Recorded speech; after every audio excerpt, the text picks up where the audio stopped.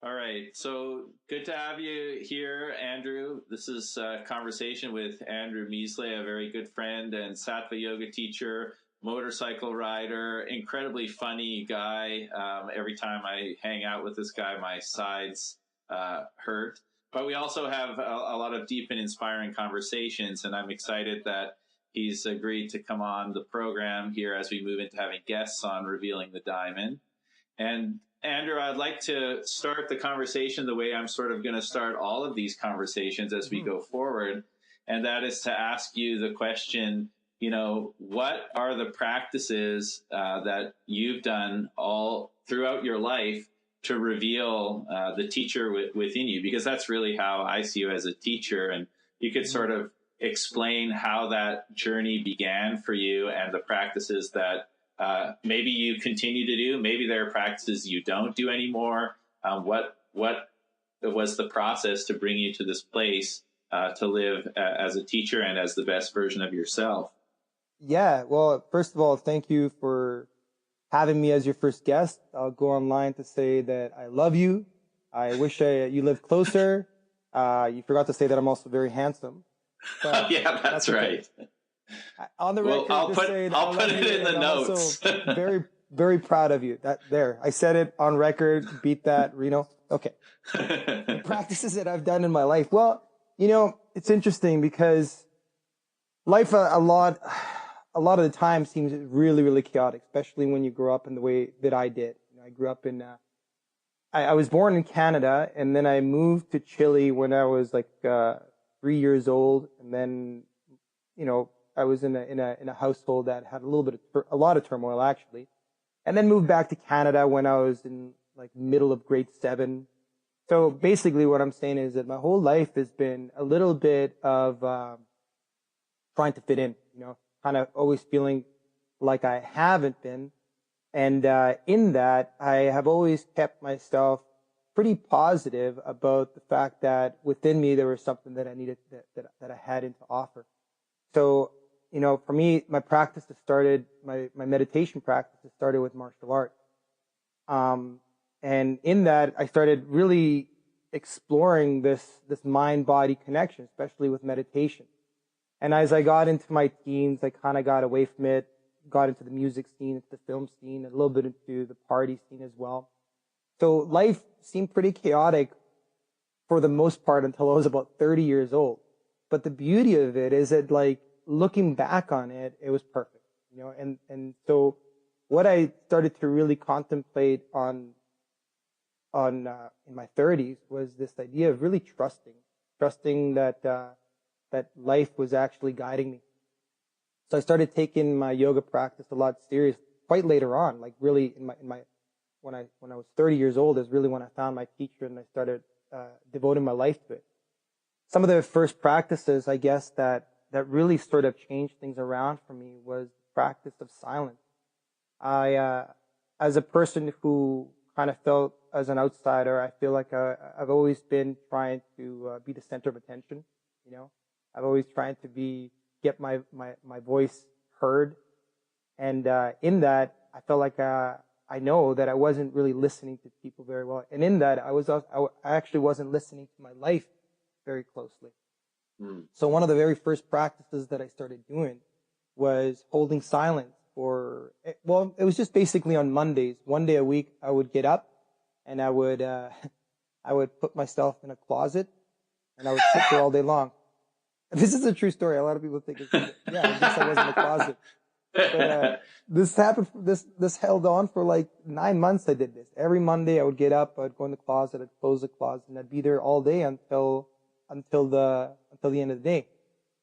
And at the beginning of that practice, because it was a pretty drastic practice, maybe not now, but at that time it seemed like a pretty drastic practice because of how scattered I was and how scattered my mind was. Mm-hmm. So it felt like I was going to battle. Every Monday for like the first month, it felt like I was going to battle. And then over time, it started to subside. The battle really, really started to subside to the point where it was something that I yearned for.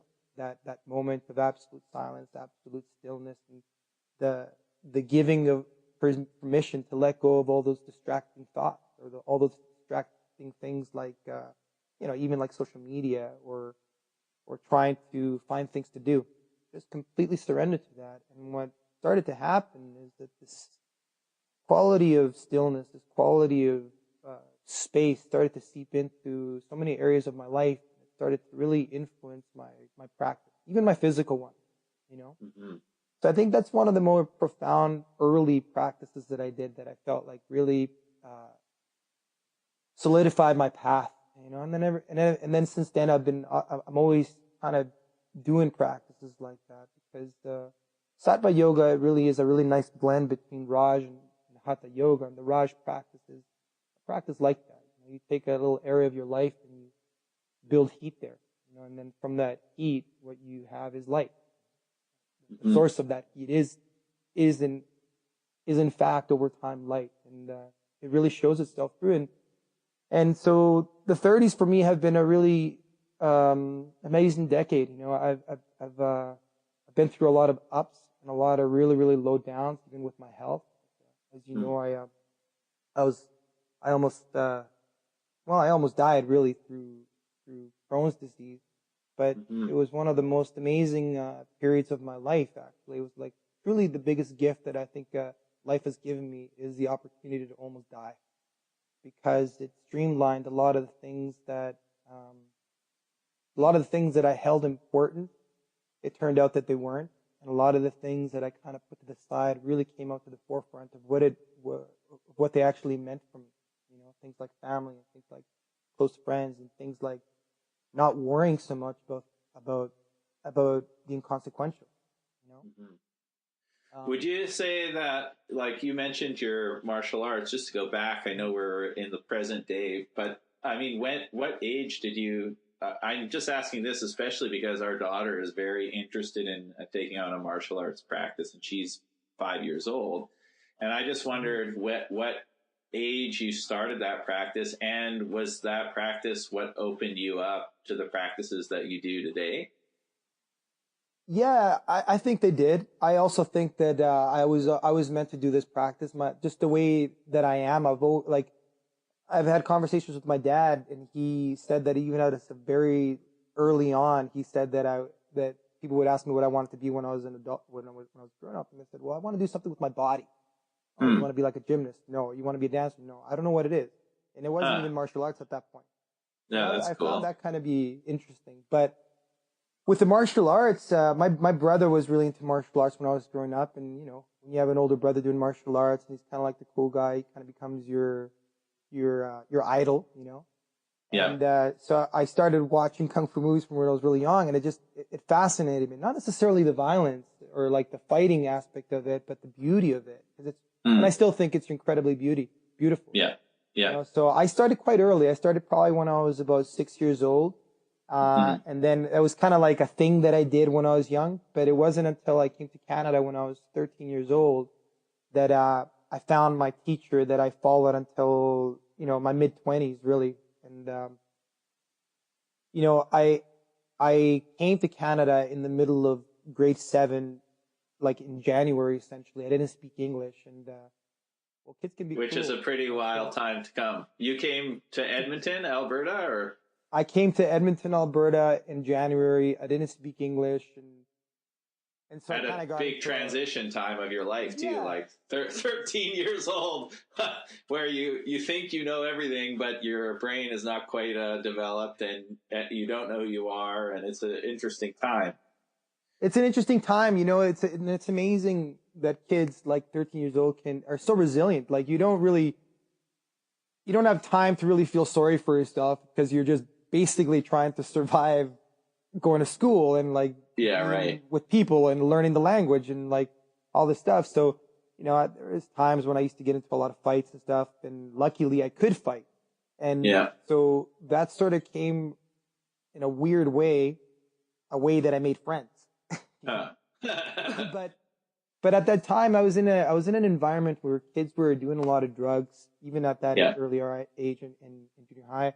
And I just refused to do that because I came from a family where my father had a struggle with drugs, and I just refused to get into that scene. So I ended up spending a lot of time alone. and I would do things like, I was an avid runner. I would just do all these things to like occupy my mind, because hanging out with my so-called friends wasn't really an option, because I wasn't willing to put myself in a situation where a single mom, my mom, would have to worry about me. Right. So what happened as a result of that is my kung fu teacher essentially took me under his wing and became like a surrogate father to me. Like, he really, really took care of me, taught me a lot about what it means to be a man. He took on the role of my father. It's really funny though, because he's Chinese. I was coming in from a different country. I got bullied. It's basically the Karate Kid story. Andrew's son. It literally is the Karate Kid story. It's pretty funny. So when you celebrated your first Halloween in Canada, did you dress up as a bathtub with a shower curtain?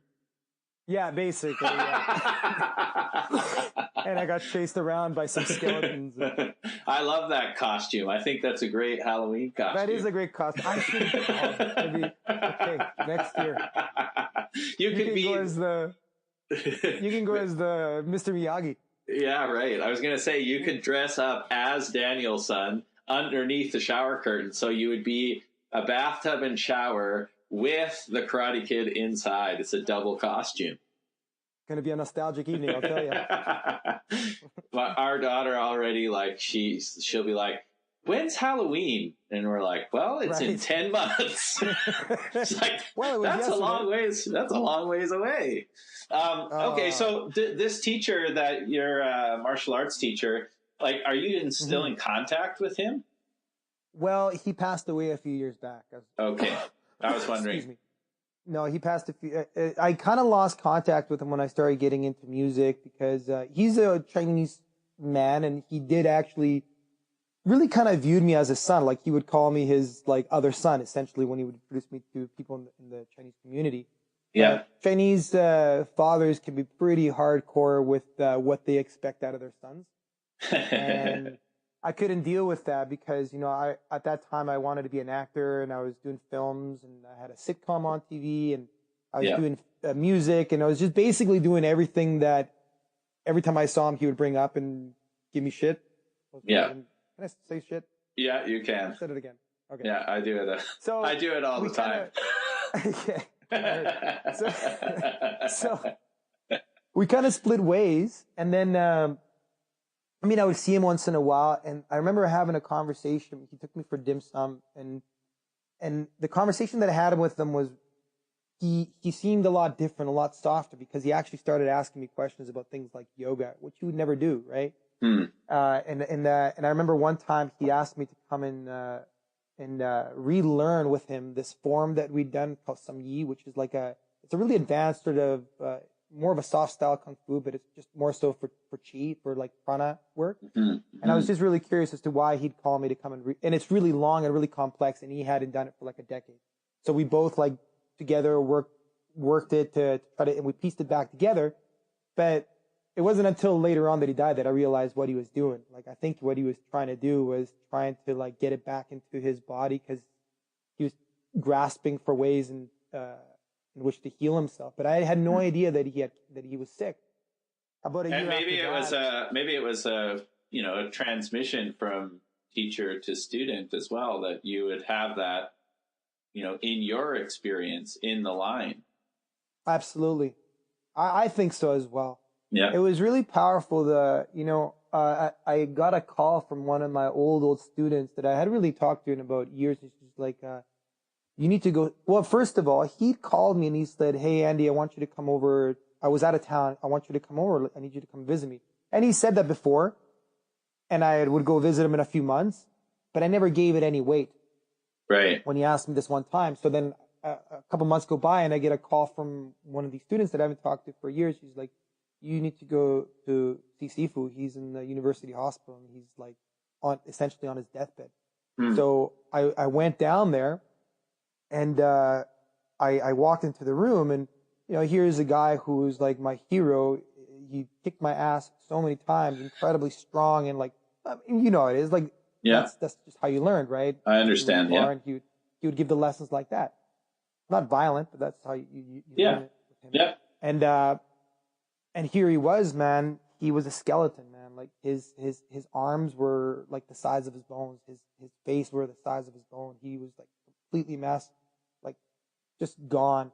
And I sat there for a few hours before he, like right before he died, essentially. I was there right before he died. And it was really interesting to see, like, he'd be laying there and you could see life literally leave his body and then come back in for like 2 seconds, and he'd wake up and he'd like look at me and kind of recognize me and then forget who I was. And then he would like die again. And it was the most wild experience that I've had with somebody.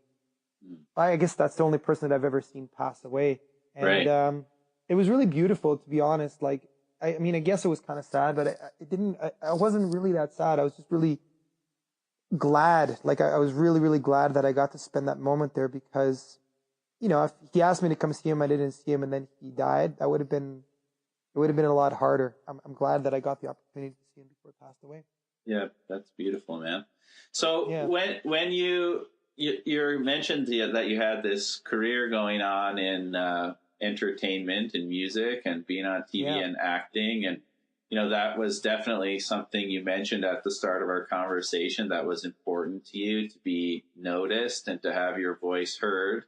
And so that brought a lot of joy. And I mean, I can speak from my own experience and from knowing you, that there's always the flip side to that, where you know, there's pain or addiction or there's whatever comes along with it. And you start asking questions about, you know, is this really who I am?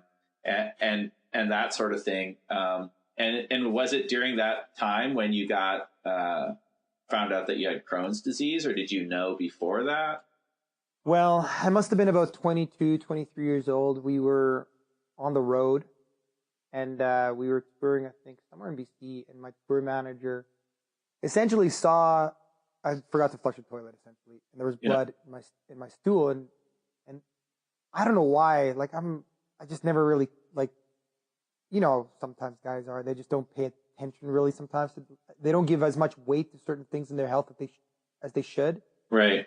And he brought it up, and I was just like, no, nothing. And then fast forward a year later, I'm on tour, and I was really sick. I'm not going to get into the details of what happens, but things like mouth ulcers in the numbers of like 40 mouth sores inside of your mouth, and like, like hemorrhoids, and like just like pain all the time. And I was just like, no, let's keep going. And I stayed on tour, and I had fever, and I was like, no. And I stayed on tour. And this one night we were in Victoria, and we're playing this show, and my drummer starts it off, and I could, like, every time he would hit the cymbal, the room would like shake a little bit. And then it started spinning. I wake up in my hotel room. I completely passed out on stage. Whoa. And then, they take me to my hotel room. I basically would spend like the whole day in the bathtub soaking myself. And then I was like, I can't even drive back to Edmonton. So at that time, my sister lived in Edmonton, and, in Vancouver. And so I stayed with her for a few days, and same thing. Like, I was just in bed all the time, and I was just like taking a lot of baths because I felt like that was soothing me. And this is before I'd been diagnosed. And then, right. So you're wondering, like, what in the world is going on with me? I mean, that's pretty heavy duty stuff. This, man? Yeah, right. It's like people don't realize just how incredibly painful and debilitating Crohn's disease is. Like, because it wasn't very popular. People think of cancer, they think of all these things, which obviously they're terrible. But man, the level of pain that you put up with, like, and this is all day long. Like, I'll be walking and suddenly I'll keel over because my stomach will go into like this crazy cramp. And so that's what that was my life for like 4 years. You know, I ended up in the hospital that first time when I got back, and they couldn't believe that I was alive because my hemoglobin was so low. But, you know, because of like the amount of Qigong, like Kung Fu training that I'd been doing, I think I was lucky that I had a really strong constitution. And I think there's also something, and you can tell me your thoughts on this, that there's something about doing music or performing where when you're in the zone of that experience, you're not experiencing like what's going on with my health, what's going on with my stomach, what's going on. I mean, and then you sort of come away from that experience and then it comes back.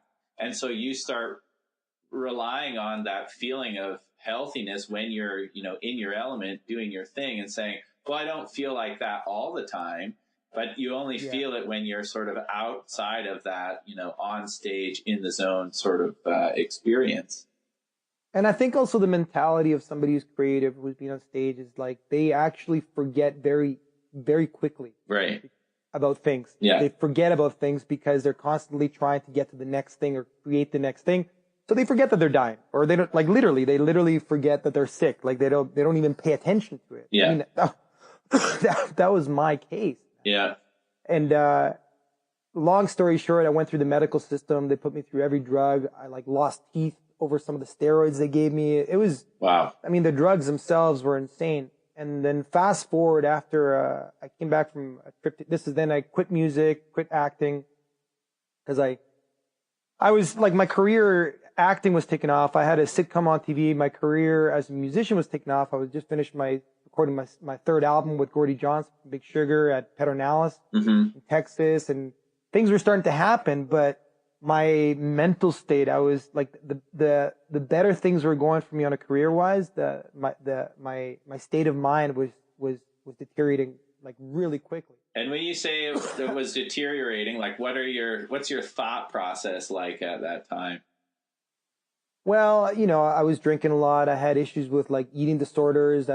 All these weird things that had accumulated over the years of I was also wrestling at the U of A for a long period of time. And that was really, wrestling is another interesting mental thing. It can be really hard on certain people. And I felt like that kind of caused a lot of rift with my relationship with my body and just a lot of things.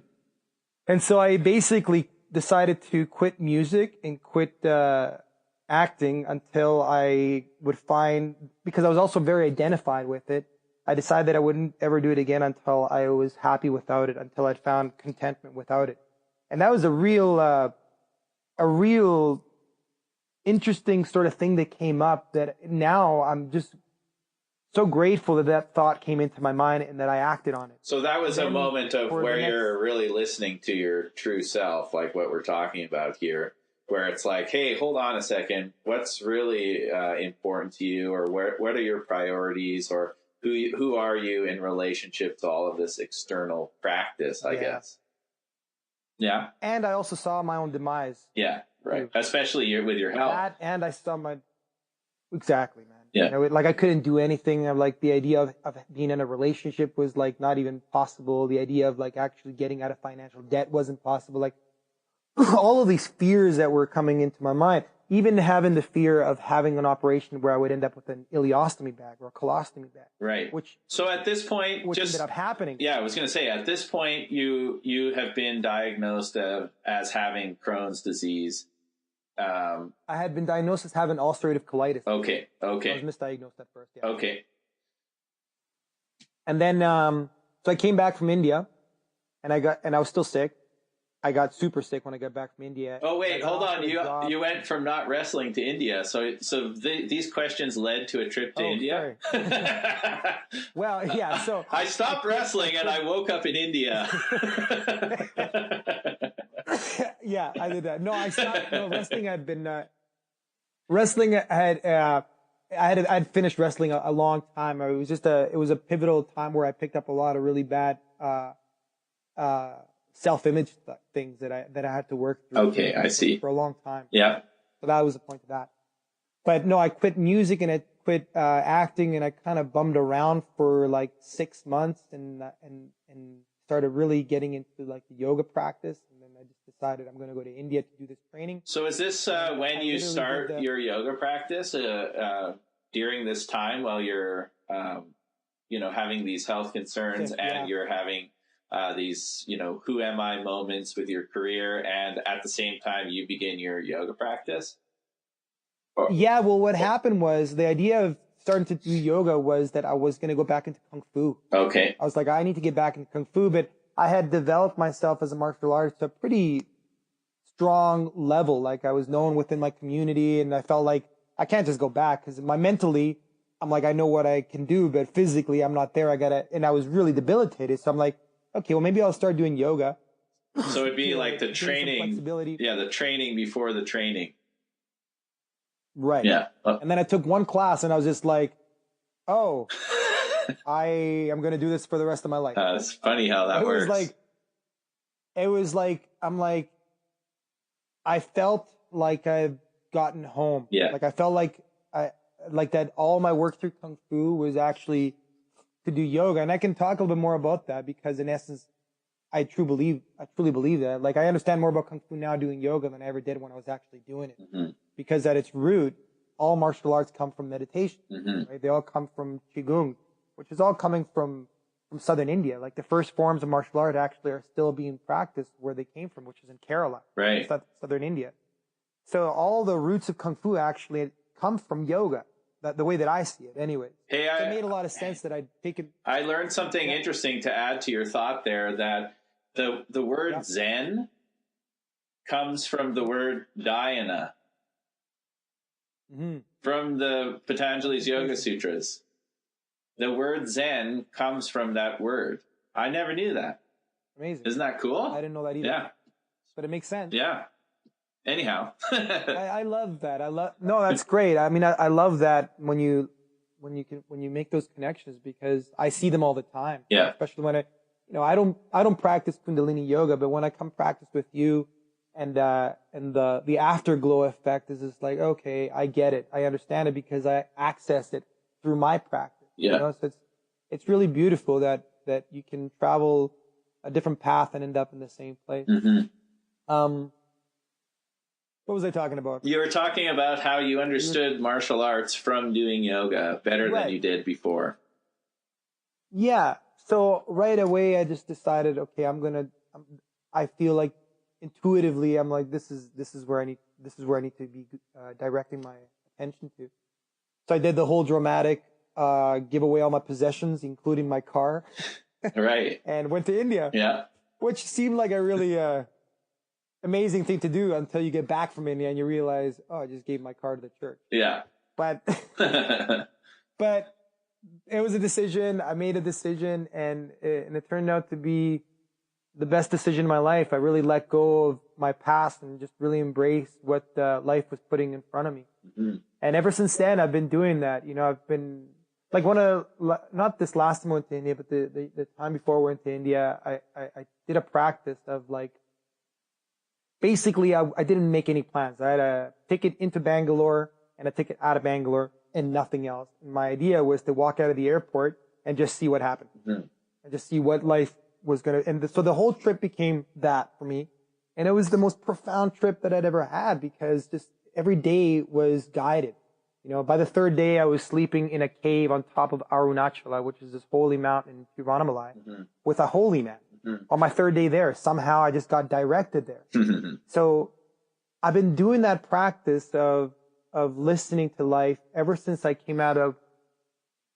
So, as you know, I had a really intense operation in 2011, right, from Crohn's. So does this operation take place after the first trip to India? You get home and you're really sick? Yeah. Okay. So... Yeah, okay, I'll give you a little bit of the better chronology than jumping back and forth. Oh, it's kind of nice. Like we get to see some insights as we go. Why you feel the way you do now, how you see things the way you do now. But it's also fascinating, I think, for people to, hear some of these stories because when you spend time, it's like when I spend time with my teacher, Guru Singh. When you're with him, he has these profound insights and he's not telling you about like how he's able to do what he does. And then when you get the time to ask him some questions and he tells you about what's happened in his life, it's sort of like, oh yeah, okay. So that's how you can do that.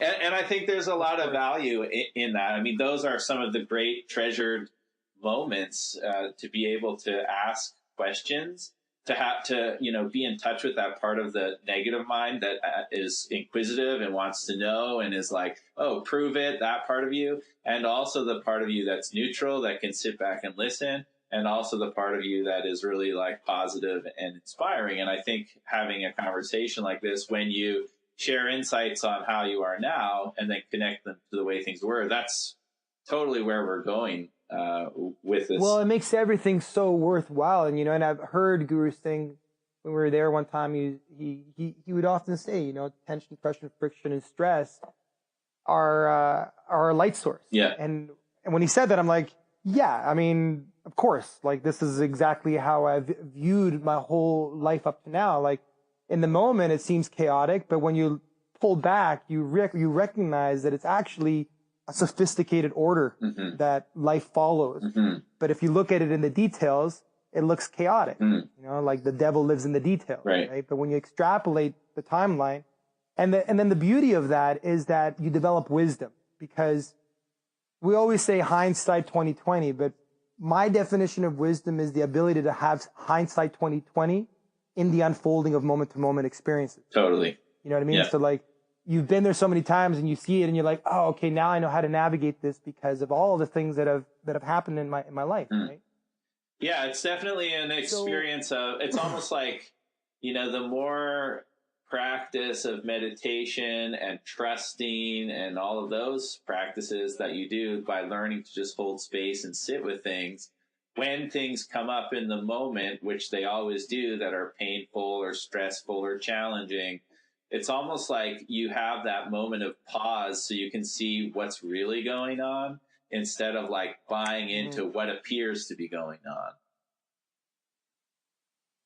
Yeah, and I think of that, something really begins to shift because, I think for a long time, men, probably women as well, but I'm a man, so I'll speak as a man. we attempt to overcome things. We're constantly in this thing of overcoming things, like overcoming fear, overcoming habits.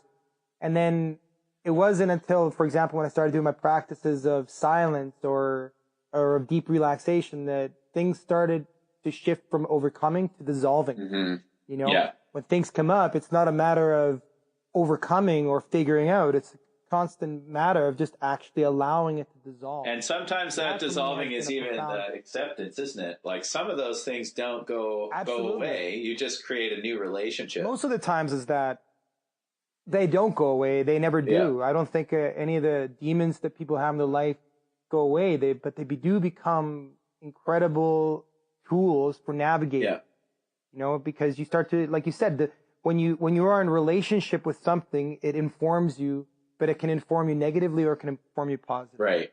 It can inform you in a way that it's actually going to help you navigate through your life, or it's going to get you stuck. Yeah. So I think, and both are teaching you, aren't they? Both are teaching you. They're both teaching you. One's have just a annoying. Sensation in the body. One's just really annoying. And the other one is a little bit like, oh, okay, and they're both good. I mean, some of us need the lessons the hard way. Some of us need the lessons which it's just like it's like parenting. My daughter is not constantly a pain in the ass to deal with, but sometimes she is doing things that are like putting her safety in jeopardy. And I have to respond from a place that's really stern. But it's not because she's bad or, like I don't like her or something. It's because you have to respond from the necessary place, but you're still responding as the teacher, and you experience the same thing. Well, you have to meet the vibration. Yeah, you have to meet the vibration. That's a great way to put it. You have to meet the frequency so that you can create harmony. Totally, right? Totally. And I feel like, and speaking of frequency or vibration, is that, these things that inform you, they have a particular sensation in the body. You know what I mean? And when you actually start to get to know your body in that way, I mean, this is one of the benefits of asana and kriya is that you get to understand the sensation of the different sensations of different vibrations in the body. And then you can actually apply that to moments of like frustration or anger where you're like, okay, I can feel this sensation, but there's also this other underlying stage of balance that I can access by simply relaxing. Yeah, that's right. Beautiful. I mean? Like no matter how intense things are, at a very base level, things are balanced, and you can always access it once you develop a relationship with that sensation. Totally. So, and that's what I love about yoga is that it's it doesn't ask you to believe anything. It doesn't ask you to imagine anything. It asks you to just identify where you're at and what's available and what's the potential that's actually there at all times as well. Yeah, man, wow, that was a good side road. Those side roads are useful. Yeah, well, I like the side roads, man. So you're going to tell me about you got back from India and you really weren't well, and so what happens from there? Well, that's the turning point really in my life, was when I got super sick. So I got invited to help a studio that was just opening up in Prince Edward Island. And so I went to Prince Edward Island and I did that, and I was teaching like an incredible amount of classes while being sick and while really not taking care of myself, because I was being indulgent with like people that I was meeting and so on and so forth. And long story short, I started feeling really sick, and it was during a cleanse, and I wasn't sure if it was the cleanse. And then this is like, now I'd already been dealing with Crohn's and my body and doctors for like several years. So I knew, you deal with something enough, you kind of have a little bit more information or a different set of information than even doctors, right? And you got to start to trust that. So what happened is that I got sick and I went to the doctor and I'm like, listen, something is happening here. You need to check this in my blood. He's like, well, I can check it. And like, he didn't really give it any weight. And I'm like, and he's like, gave me some like antibiotics, and I go back to my house waiting for the blood results for like a week. And I just kept getting sicker and sicker. I missed classes. Like, I never missed classes, and I started missing classes because I just forgot about them. And I had a fever and I was dizzy all the time. And then I go back to the doctor and he's like, yeah, you need to go to the hospital like right now. This is like after a week of wow. And I go to the hospital, and then the doctor in the hospital is like, yeah, well, and he was trying to give me the same antibiotics that this other guy gave me. And I'm like, no, listen, I'm not leaving until we get a CAT scan. Like, I'm not gonna leave. He's like, well, you can come back tomorrow. And I'm like, no, I'm not leaving the hospital. And like this went on for like an hour and a half. He kept coming in telling me like, well, we can't really do anything right now. And then I finally like kind of swore at the guy. And you used the Saturn teacher. Yeah, I give him the Saturn salute. And so he gives me a CAT scan. And then like 20 minutes later, this other guy comes in and is like, yeah, you need to call whoever you need to call, your family. You can't leave the hospital. We're going to operate on you. And I was just like, holy shit. I wake up. So I call my mom and I'm like, I don't know exactly what's going on. They're going to operate. They have to do it right now, like literally within the next half an hour. They put me into the operating room. I can't remember that, but they knocked me out. And then I wake up at like 2:00 in the morning in this dark room in the hospital. Whoa. With this girl with a student of mine that I knew from PI. That was the only person that was there holding my hand. And I was like, what? And I had tubes in my nose, tubes down my throat, tubes inside my chest, tubes on the side of my body. Whoa. And I woke up with an ileostomy bag. And that was my life for months. I was in the hospital. I had to essentially relearn how to breathe, relearn how to walk. And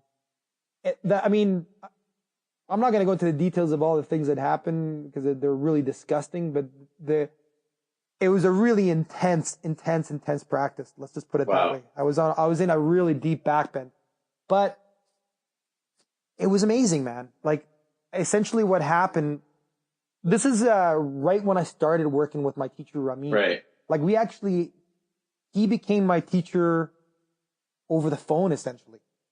Like I met him right before we went to India.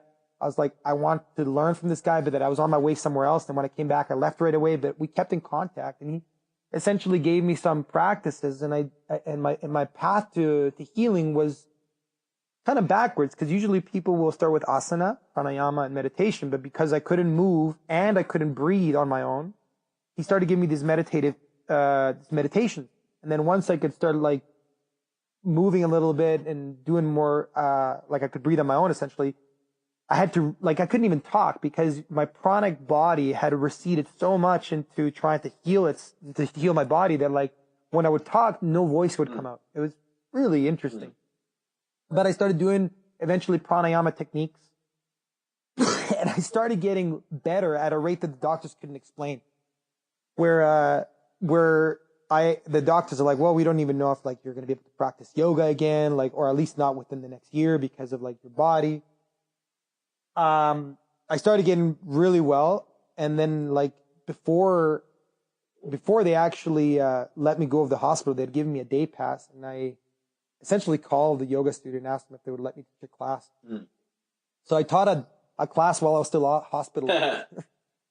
And, that was an experience because it was one of those things where I was really dizzy. I was super weak, and I would like say, give an instruction or I'd say a sentence, and the air in my lungs wouldn't carry me to the end of the sentence. That's how like receded my pranic body was. But in that time when I was really, really high on morphine, I had this idea of, riding my motorcycle across Canada, teaching yoga. As you do when you're high on morphine. Yeah, exactly. Like, you had a vision. And I had a vision, though. That's the thing. I actually had a vision, and I told this to my mom, and my mom started crying because she saw in my face that you were going to do it. That I'm pretty stubborn and that I was going to do it. And she's like, I don't want you to do this. I'm like, well, I can't not do it. Like, I have to do it. I told the doctors about it. I'm like, well, we don't think that we can let you do that. And I'm like, I wasn't asking. I'm just kind of letting you know what's happening. Right. So they let me go. I fly back to Edmonton to try to recuperate. I didn't have a home. I stayed with my sister, and they took really good care of me, and I started walking again. I started gaining my strength back. I started doing a little bit of practice, and then eventually, like literally within a month and a half, I was on the road. Wow. I shipped my motorcycle to PEI. My stitches were like, they cut me literally from like the middle of my chest all the way down to my pubic bone and opened me up. So like that level of cut, like you're not supposed to really like pick up heavy things. So that's why my mom was really worried, is because I still wasn't being responsible. I still was like, oh, I'm fine. Right. She was thinking it was the same pattern as before. Yeah. Right. But in my mind, I wasn't trying to believe that I was going to be okay. In my mind, I knew that I was going to be okay. Like there was a certainty. I saw it, and I was like, I saw my life turning around at that time. That's why I'm saying it was just such a beautiful experience, because at a time where I should have been like really worried and thinking that things are going to be really bad for the rest of my life, for the first time in my life, I felt freedom. I felt freedom from like a lot of the stress that I'd put onto myself, because I'm like, okay, this is I guess my rock bottom, for lack of a better word. I have an ileostomy back, which is one of my biggest fears about having the disease. And I don't know, I just gained a lot of confidence, and I got myself onto the road, and I rode for 4 months. I taught about 80 classes. I met an incredible amount of people, but what that trip, gave me was this incredible amount of presence, like every single day I was there, through the filming, through the acting, through the music. It was all beautiful, but I was never there because I was always worried about what I did. Right. Trying to get somewhere. Now I'm like trying to get somewhere. Now I'm like, I didn't have a home. I just had a huge motorbike with a bunch of stuff on it, and I was heading on the road, and I didn't know what. Right. Whether you were even going to. And I was survive. I mean, who knows? Maybe, but to me, it was just like really clear, man. I was just like, and man, I have so many stories about that. I mean, you could just imagine like the people that you meet. I slept in so many different, like I slept in lighthouses. I slept on people's roofs without them knowing that I was there. I slept on the side of the roads. I slept on my motorbike. Like that whole trip was like that. And I got taken care of the whole time. And that whole exercise for me was an exercise of consolidating my time frame, consolidated into the present moment, because that was the biggest gift of that trip. And I've been practicing that as much as I can ever since. Really, everything that I do now, it's approached from a much more a different lens, And then, so after that, you recovered from your surgery, and that's where you really take on this involvement in the Sattva yoga practice, this relationship with your teacher Ramin, and Mm-hmm. you know, and then also you have to meet your lovely future wife Laura at some point in there too, huh? Yeah, I live a charmed. I live a char. I like live the. I live now. I feel like a really charmed and super blessed life. Like I couldn't. I wouldn't want any of what happened to me, even since childhood to the Crohn's to the family stuff. I wouldn't want to change any of it because it's really informed me. You know, I'm almost 40 years old and just getting married now, and I even think like had I gotten married like even earlier on in my 30s, like I wouldn't have had the opportunity to grow in the way that I did. But luckily now, yeah, I met Laura, and she is the woman of my dreams that I didn't even know I had, kind of thing. And we're getting married, and life is good. Beautiful. 649. Yeah. Beautiful. Yeah. Well, it's. Can you let people know where they can find out more about you and what you do and your teachings and? Yeah, for sure. I mean, a big passion of mine is traveling, so I get on the road quite a bit. I do, a few retreats a year, international and national, and I just launched a brand new website. It's andrewmisleyoga.com, and in that I've expanded I've expanded in such a way that I have much more of an online presence. I'm doing a lot of blogs in the form of videos because I really enjoy creating film. And it's going to become a platform for me to share myself in a way that I don't get to do in a studio, for example. And my hope for this platform is to be more interactive with people that I meet from all over the world, because I get to go to these places, I teach them, I make a really good connection, and then I leave, and then it's kind of lost, right? So now this is hopefully a way that I can engage with people. So they can check that out. Also my Instagram, and I have a YouTube channel as well that I'm building. And kind of like what you're doing right now, I'm doing a lot of really interesting interviews. I did an interview with you that I still haven't posted anywhere because I'm just finding the right time to present that. I did an interview with Guru Singh as well that I'm really excited. Yeah, I'm looking forward to seeing that. I'm off to LA on Thursday to hang with him. Oh, awesome. Tell him I said, don't tell him I said anything, just give him a hug from me. And then also, if anybody ever comes here to Edmonton on a Sunday at 3 p.m., come check out the Sunday sessions. It's a class that I started doing in 2013, which is a free class for the community. But at that time, I was like, I don't just want to make a free class for the community. I want it to be like the class of the week, you know? So we have live musicians, and it's a free class. I don't get paid, so that like the whole money component is out. People are there just for the practice, and it's so much fun.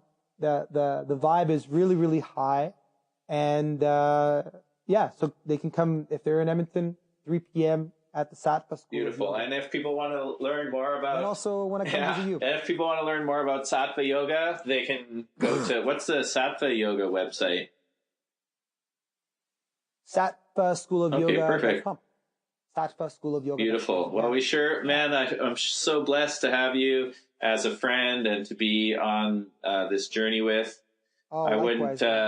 You've played such a pivotal role in my life, just to have a friend who shares. It's such a great teaching in that.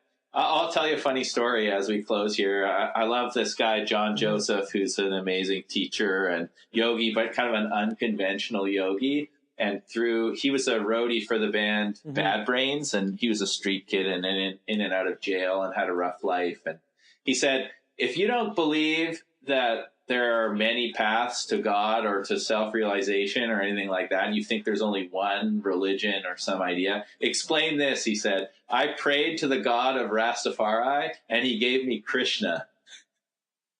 Because Krishna is what set him free. And I think, isn't that so cool? Because he wasn't born religious. He was just told by these Rastas, just pray to God what what will make you whole. And then now his practice is he does Ironman triathlons and chants Hare Krishna, and he's a yogi. It's not about the vehicle. And one thing I think that's so special about our friendship is that we have these practices that are similar but not the same. But when we really strip away the surface of the practices and the techniques and everything, we really speak the exact same language. And that is such a blessing to have friends like that, because it puts the intellect, it doesn't make the intellect the primary focus, although we definitely have intellectual discussions. It doesn't put the and some not so intellectual, and it doesn't put the method at the forefront either. But what it really does is it looks deep within, just like an effective practice to the self, which is what we say revealing the diamond is about. And then we can connect on that level, and that to me is a really sacred thing. So I'm grateful for your friendship. I feel the exact same way, man. I feel like you said exactly how I feel, man. I feel like so fortunate that you actually don't do the practice that I do, that you do the practice that you do, and that you have the level of commitment that I have for what we're doing in the world. Like I honestly don't feel like it could be, there's nothing more important to me than what I'm doing right now. And I feel like you feel the same way.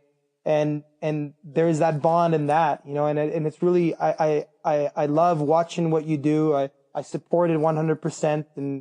And I'm really, really grateful for your friendship, because you've been there for me for some highs and lows, and I've been there for you for some highs and lows. And I feel really privileged that I got to be there, for you as a friend. So thank you for your friendship. Thank you for, inviting me. Yeah, for sure. And we'll have to do a part 2 sometime, and just get a little deeper into some of what we're practicing and see where all of this goes. Okay, brother. I love you. Okay. Love you too. Have a good day, and say hi to everybody at the Dharma Temple. Truly one of my favorite studios in the whole world. What you guys have done is incredible. Every time I go there, you guys have figured out a way to make it even more beautiful, even more warm. And every time I step into that room is like stepping into an embrace. So congratulations for doing that in such a short period of time, because those kinds of things actually take a long time to do. And I feel like you guys have done it in a really short period of time. So whatever it is that you're doing, keep doing it.